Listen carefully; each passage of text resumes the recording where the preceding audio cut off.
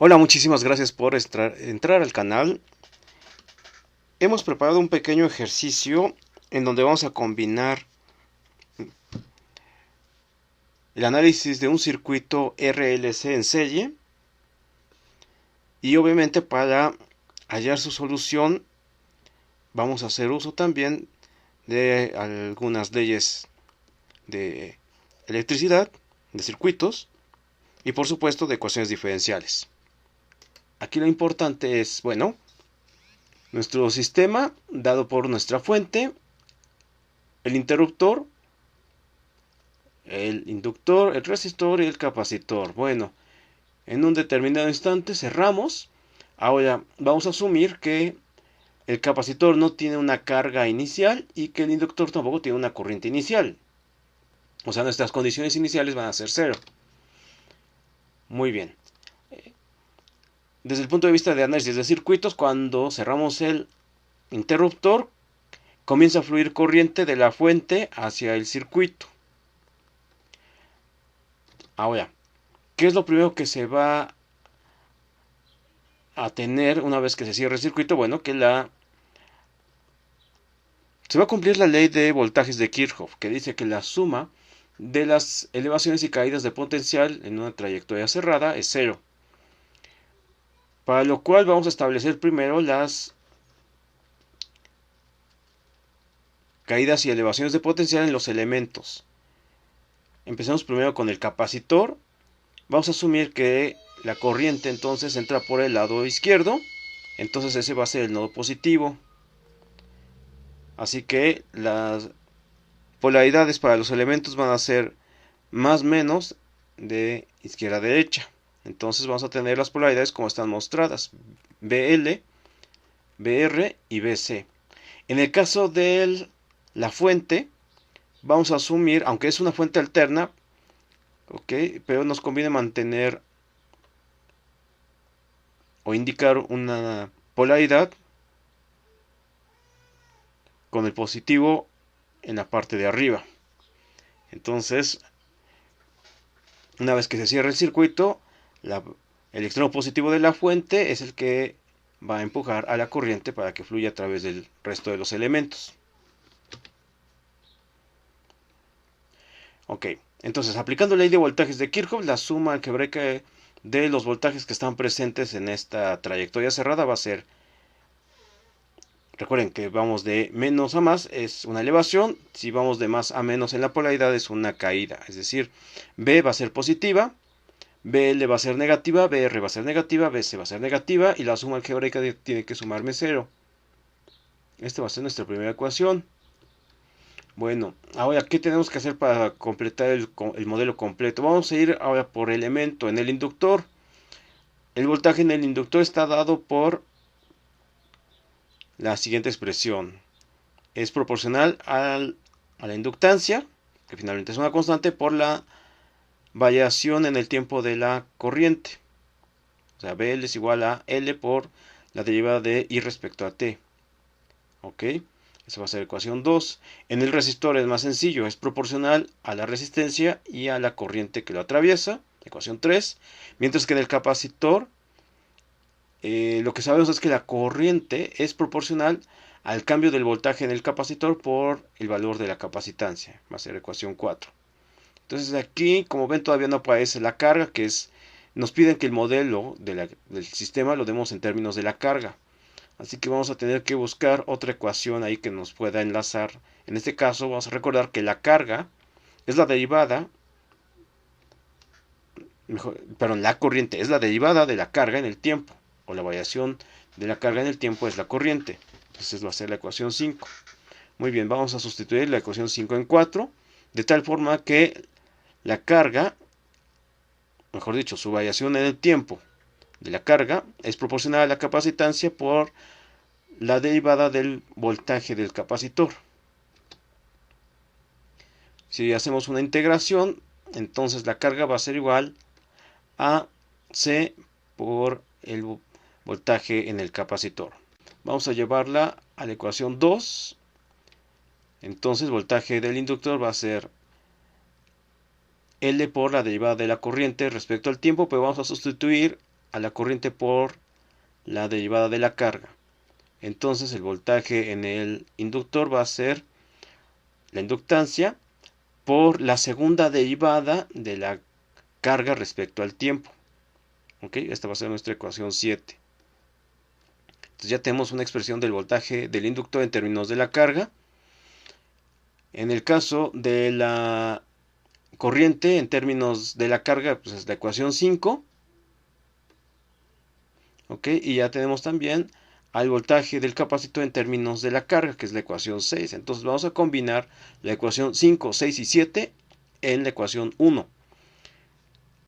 Muy bien, entonces, ¿qué nos queda? Nos queda B, que es el voltaje de la fuente, menos BL, que es L, o sea, la inductancia por la segunda derivada de la carga respecto al tiempo, BR, que es el valor del resistor por la derivada de la carga respecto al tiempo, y BC, que es el valor de la carga entre el valor de la capacitancia. Ok. Entonces los términos negativos vamos a moverlos al lado contrario para que sean positivos y ordenamos de la derivada más grande en adelante hacia abajo. Entonces primero aparecería en el lado derecho el término L por la segunda derivada de la carga respecto al tiempo, más R por la derivada de la carga respecto al tiempo, más la carga entre la capacitancia, y del lado izquierdo el voltaje de la fuente, que sería el voltaje de la fuente finalmente es lo que proporciona energía al circuito. Bueno, ahora, ¿cómo es el modelo? Ya poniéndolo en forma canónica, es decir, de tal forma que lo que queremos es que la derivada segunda tenga como coeficiente 1, dividimos todo entre L y ordenamos. Entonces, el modelo nos queda como la derivada segunda de la carga respecto al tiempo más R entre L por la derivada primera de Q respecto al tiempo más 1 entre la inductancia por la capacitancia por la carga es igual a 1 sobre L por el voltaje de la fuente. Ok, esta ecuación de segundo orden, ecuación diferencial lineal de segundo orden, ¿vale? Es el modelo del sistema. El modelo es lineal porque los elementos, el capacitor, el inductor y el resistor son lineales. Ok. Vamos a tomar en cuenta ahora los valores de L, que es 0.05 henrys, el resistor, que es de 6 ohms, el capacitor, que es de 0.02, y que la fuente está dada por la expresión 24 seno de 10t en volts. Muy bien, entonces habiendo ya tomado en cuenta eso, nos queda, fíjense bien, el modelo como la segunda derivada de Q respecto a t, más 12 la derivada de Q respecto a t, más 100Q igual a 48 seno de 10t. Muy bien, entonces ustedes revisen que efectivamente va bien, haciendo las sustituciones.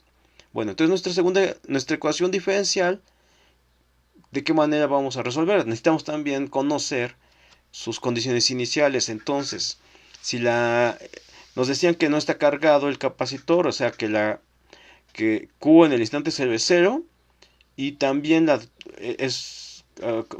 como no hay una corriente que fluya en el instante 0, entonces la derivada de Q respecto a t va a ser 0. Muy bien. Vamos a resolver usando la transformada de Laplace, por lo tanto vamos a recordar la expresión de transformada de derivadas. Entonces vamos a ir elemento por elemento. Para la segunda derivada, es decir, para Q dos puntos, o la segunda derivada de Q respecto al tiempo, va a ser su transformada de Laplace S al cuadrado, QS, menos S por Q0, menos Q punto por 0. Ok, entonces de aquí realmente, bueno, los últimos dos términos son 0. La primera derivada va a tener como transformada de Laplace a SQS menos Q0. Y la transformada de Laplace de Q simplemente vamos a expresarla como Q mayúscula de S. Muy bien. Vayamos entonces a sacar las derivadas, las transformadas de Laplace. Entonces vamos a usar las de seno de kt, coseno de kt. Seno de kt, su transformada es k entre s cuadrada más k cuadrada, y la de coseno de kt es s sobre s cuadrada más k al cuadrado. Muy bien. Entonces, la transformada de Laplace de 48 seno de 10t va a ser igual a Ok, el 48 pues es una constante y la transformada de seno de 10 va a ser 10 en el numerador entre seno cuadrado, entre s al cuadrado más 100, o sea, acá al cuadrado. Muy bien, ahora expresamos en términos de la transformada de Laplace. S al cuadrado por QS más 12QS más 100QS es igual a 480 entre s al cuadrado más 100. Vamos a factorizar QS, que va a multiplicar a s al cuadrado más 12s más 100s. Y esto que está entre corchetes pasa al otro lado dividiendo. Entonces QS va a ser igual a 480 entre s al cuadrado más 100s por s al cuadrado más 12s más 100. Muy bien. De aquí ya podemos comenzar a trabajar la antitransformada de Laplace, para lo cual hay que hacer uso del método de fracciones parciales. Entonces, s cuadrada más 100s es un factor cuadrático irreducible. Y s cuadrada más 12s más 100, no sé en principio qué tipo de factor es, así que vamos a ver si se puede factorizar o no. Entonces, ¿cómo puedo saber eso? Vamos a tomar los coeficientes y vamos a aplicar el discriminante b cuadrada menos 4ac. Vamos a hacer entonces las sustituciones. B cuadrada es 12 al cuadrado menos 4 por 1, que es a, por c, que es 100. Y vamos a tener 144 menos 400, eso nos da menos 256. Es decir, este discriminante es negativo. Eso significa que s cuadrada más 12s más 100 igual a 0 tiene raíces complejas. Es decir, que es un factor cuadrático irreducible. Antes de comenzar a trabajar con las fracciones parciales, bueno, s cuadrada más 12s podrían ser parte de un trinomio cuadrado perfecto que hay que completar. Entonces a s cuadrada le saco su raíz cuadrada. Luego 12s lo voy a dividir entre 2 veces s. Eso me da 6. Y 6 si lo elevo al cuadrado me da 36. Es decir, si yo a s cuadrada más 12s le agrego un 36, ahí podría factorizar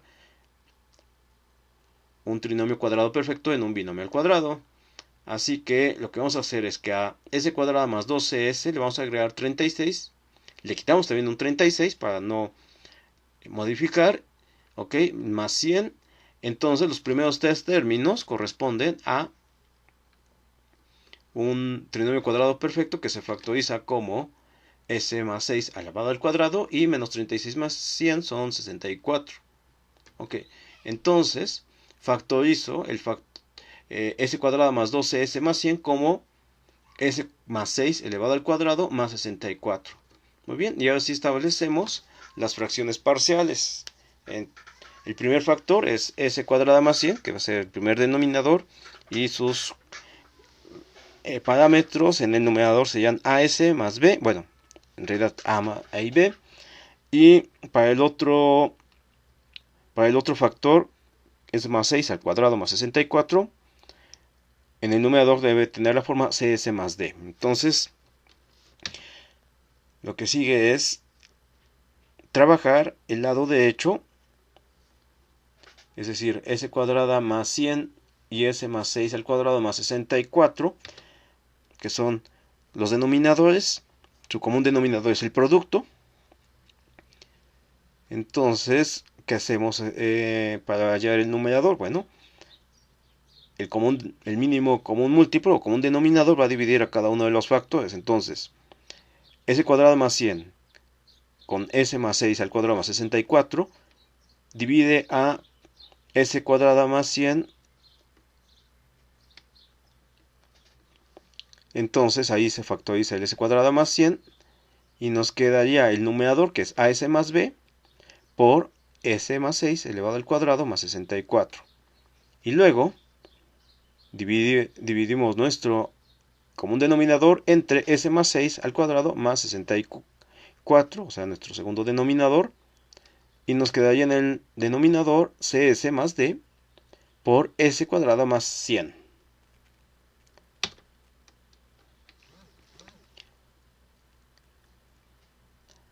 Ok. Entonces aquí para el factor s más 6 al cuadrado más 64 lo regreso a lo que tenía originalmente para poder hacer una mejor multiplicación por el factor AS más B. Y ahora desarrollamos entonces el numerador. Muy bien, entonces aquí en las multiplicaciones nos va a quedar AS por S al cuadrado es AS al cubo. AS por 12AS es 12AS al cuadrado. AS por 100 son 100AS. Luego B por S al cuadrado es BS al cuadrado. B por 12S es 12BS. B por 100 son 100B. Y luego los siguientes elementos es la multiplicación de CS más D por S al cuadrado más 100. Vamos a tener CS al cubo más 100S más DS al cuadrado más 100D. Muy bien. Entonces aquí lo que importa es igualar el lado izquierdo, que es el 480 con el común denominador que habíamos sacado, entre todo el desarrollo que tenemos en el lado derecho en el numerador, entre ese común denominador. O sea, nada más igualamos los numeradores. Entonces aquí de una vez ya sabemos que 480 tenemos en el lado izquierdo y vamos a ir haciendo factorizaciones. Primero con los elementos que están al cubo. Entonces, los elementos al cubo son AS al cubo más CS al cubo. Entonces ya factorizamos S al cubo y nos queda A más C por S al cubo. Vamos con los elementos cuadráticos.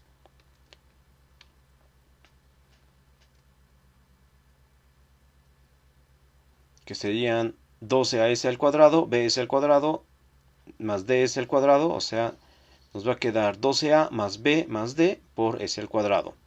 Luego los elementos lineales, 100AS, 12BS más 100CS.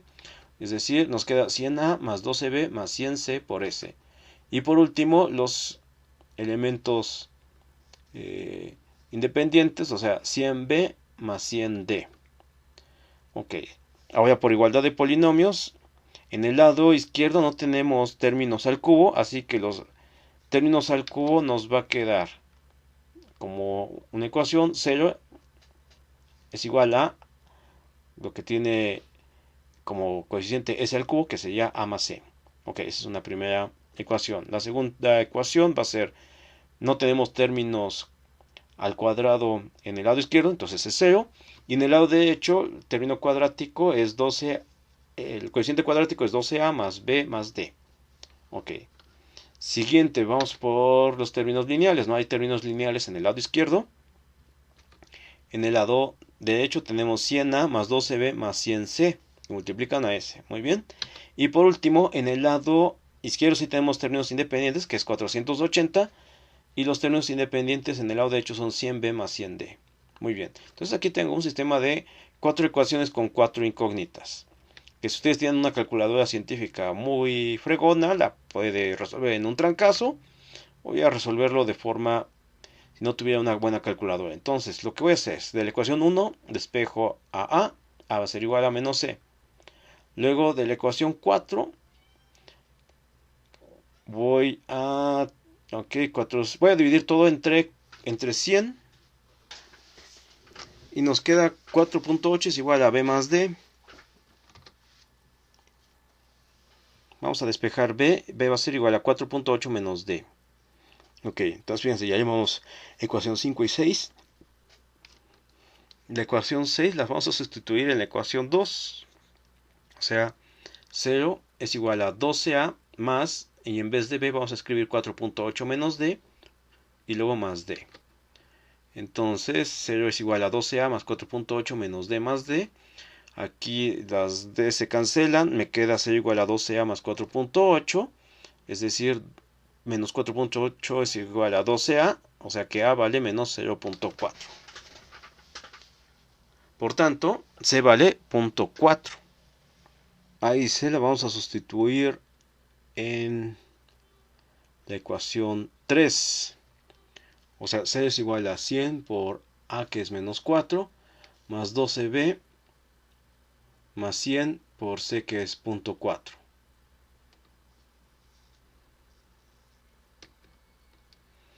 Cero va a ser igual a menos 40 más 12B más 40.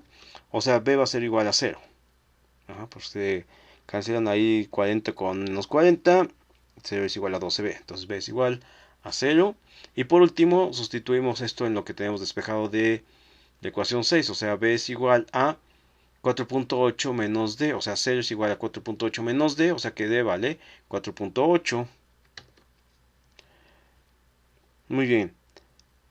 Entonces, regresando a nuestras fracciones parciales, nos queda menos 4.s entre s cuadrada más 100, b es 0, c que es 0.4s más d que es 4.8 entre s más 6 al cuadrado más 64. Muy bien, entonces vamos a empezar a trabajar las antitransformadas de Laplace. O sea, qs va a ser igual a menos 0.4 por s sobre s cuadrada más 100 más 0.4 por s sobre s más 6 al cuadrado más 64 más 4.8 por 1 sobre s más 6 al cuadrado más 64.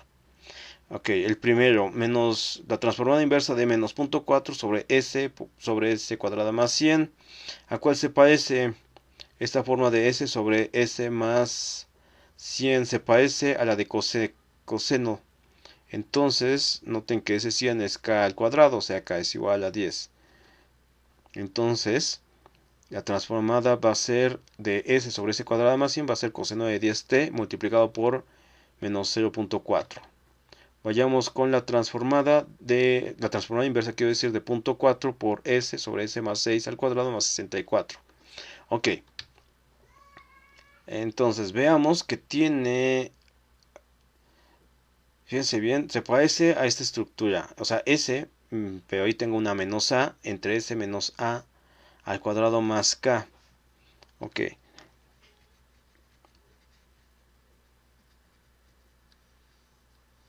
O sea, esta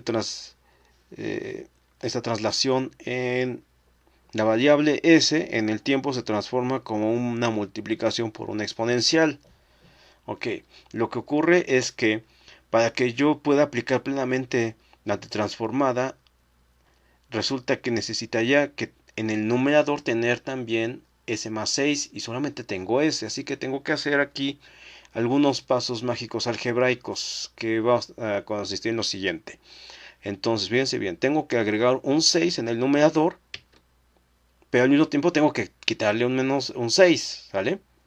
Ahora, después de esto, lo que voy a hacer es, ok, vamos a agrupar el s más 6 del numerador, ok, menos 6, y seguimos teniendo como denominador s más 6 al cuadrado más 64. Muy bien, ahora, ¿qué vamos a hacer? Separar el numerador.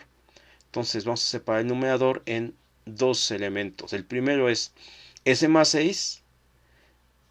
¿Ah? Muy bien.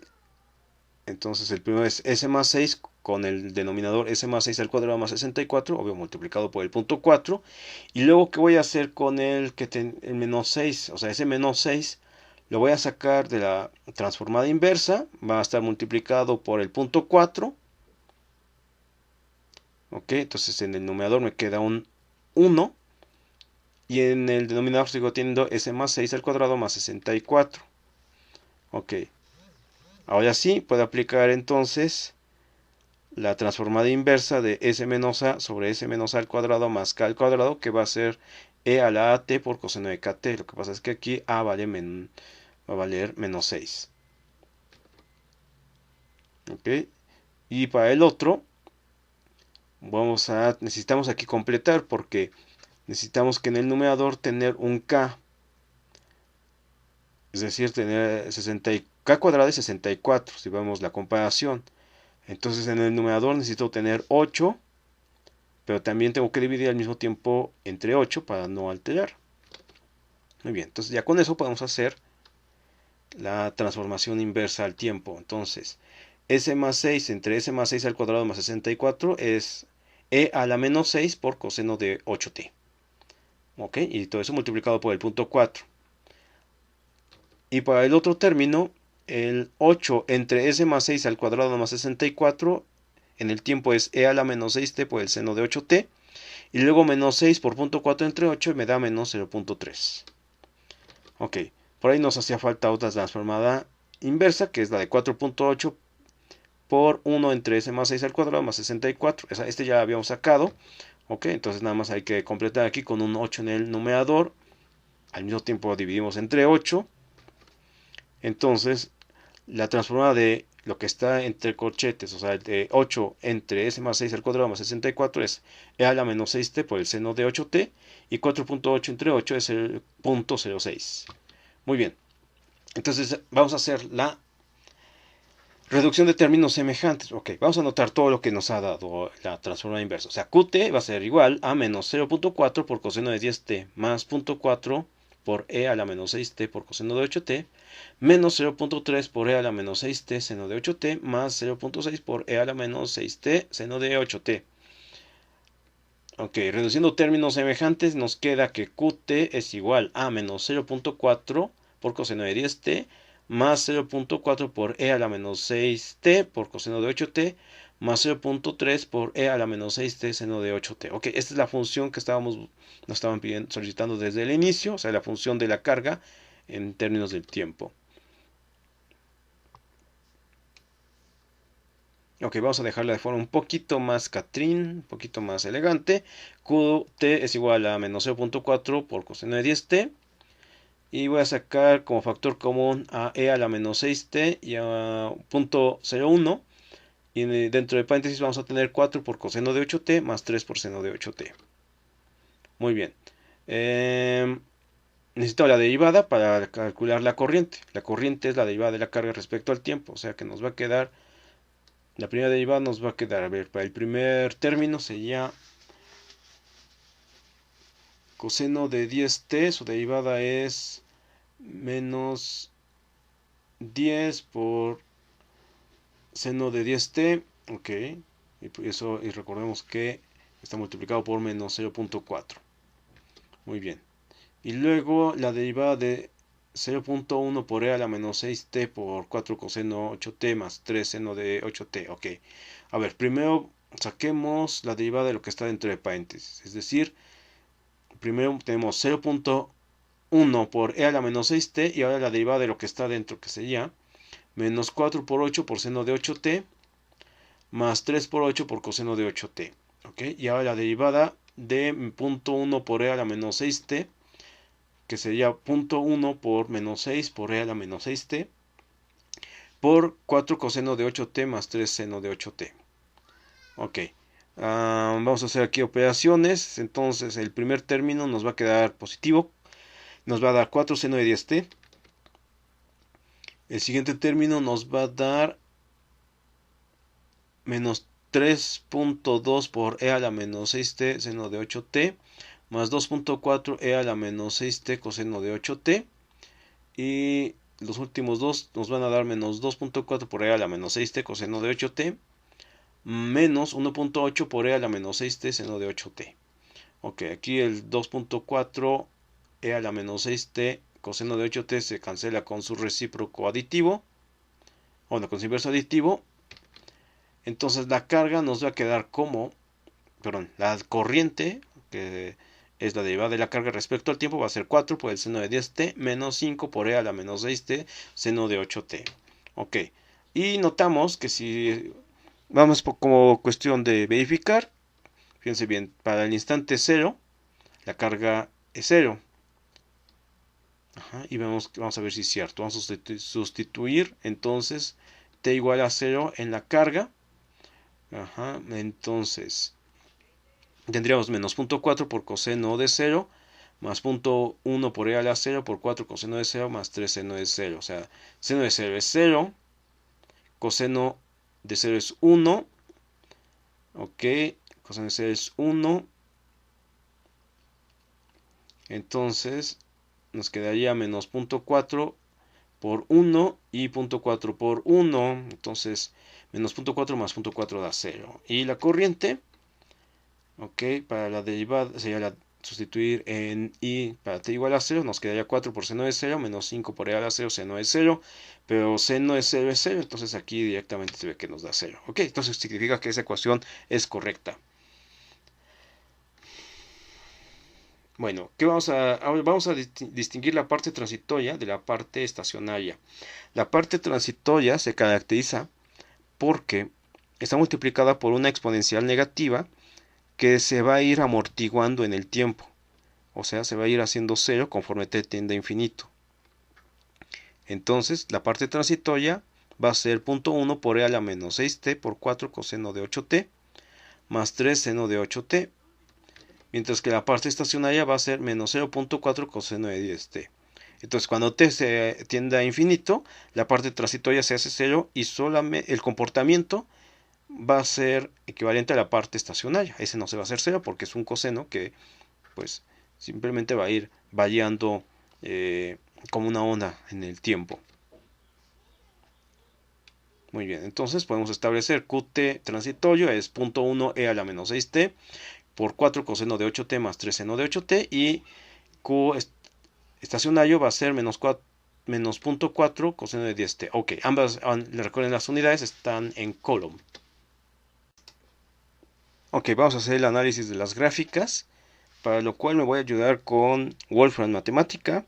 En el enlace les voy a poner el programa con el cual hice las gráficas para por si lo quieren revisar. Ok, entonces la parte transitoria, vean, en el instante 0 vale 0.4 y después, ok, aquí vemos entonces el amortiguamiento, que es, ok, cierto, voy a tener una variabilidad durante los primeros instantes, pero después se amortigua, y debido a la exponencial negativa, mientras el tiempo tiende a infinito, pues entonces, que bueno, aquí el tiempo es prácticamente se estabiliza en un segundo. Se toma, entonces ya toma el valor definitivo de 0. Por eso se llama transitorio. Finalmente solamente tiene una aportación solamente al inicio, o sea, cuando recién se conecta bueno, se cierra el conector mostrado en el circuito. Bueno, ¿qué pasa con la parte estacionaria? Esa siempre va a tener un comportamiento de onda, que va a variar entre 0.4 y menos 0.4 en el tiempo. Es una onda. Ok, vean que para el inicio vale menos 0.4, la transitoria vale 0.4 al inicio, por eso se cancelan mutuamente. Ok, pero lo que ocurre es que esta en todo tiempo va a tener ese comportamiento sinusoidal. Y por último vamos a ver la comparación. A ver, entonces Q es la azul, vean cómo la azul es el comportamiento completo, que bueno, al inicio entonces o sea, la transitoria y la estacionaria, bueno, tienen comportamientos que se nulifican en el instante 0, pero después lo que va a pasar es que conforme la transitoria vaya estabilizándose hasta ser 0, la estacionaria, ok, la estacionaria impera, entonces, y prácticamente se funde, por así decirlo, con la transitoria. Ok, bueno, les agradezco mucho la atención a este video, espero que les haya sido de ayuda. Por favor, compártanlo, estén al pendiente de nuestras redes sociales y de nuevos videos.